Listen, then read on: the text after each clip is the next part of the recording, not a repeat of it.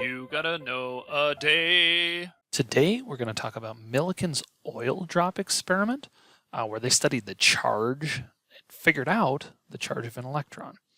This dude over here is Robert A. Millikan, the old white-haired dude. And this poor feller is Harvey Fletcher, who worked with Millikan, but I don't know, maybe he doesn't have enough white hair. He helped on the experiment, but is never named in it. It's always named after Millikan. What they did in their experiment, and we're going to talk more about it, is that shot oil into this tube, and some of the particles fell down into this chamber here, where there were two charged disks. They shot X-rays at the disks, and then they looked at them with a microscope. That seems like a whole bunch of tomfoolery that maybe they don't need, but they needed it, I swear. They wanted it first to fall through and then to come back up through, but I'm going to talk more about that.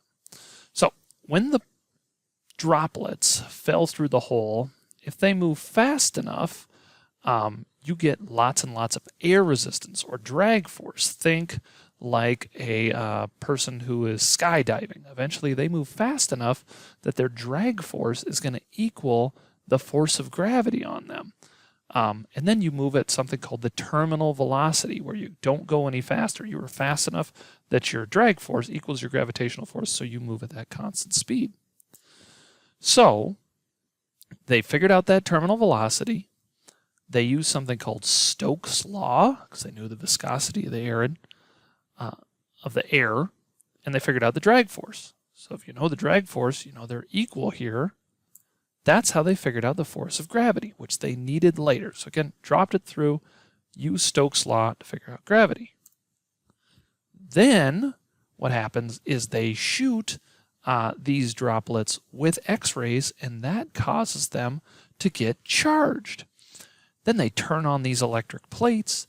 It is negatively charged. So instead of moving down, all of a sudden they turn off enough current and it starts moving up. Again, they got to that terminal velocity, but now it's in the upward direction.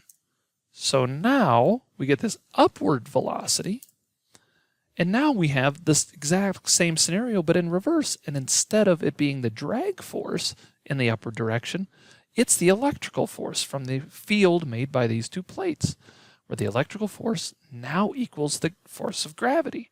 So now they know the force of gravity, and that means they could figure out the electrical force, and they use that. They've got force of gravity equals electrical force. They know the electrical field because they know the charge on the plates.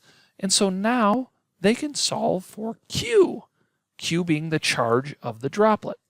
Well, every single time they do this experiment, they figure out that Q, the charge, is always some number times this number, 1.602 times 10 to the negative 19th coulombs. That's how you measure charge. It was quantized, meaning it's always some multiple of a very specific number.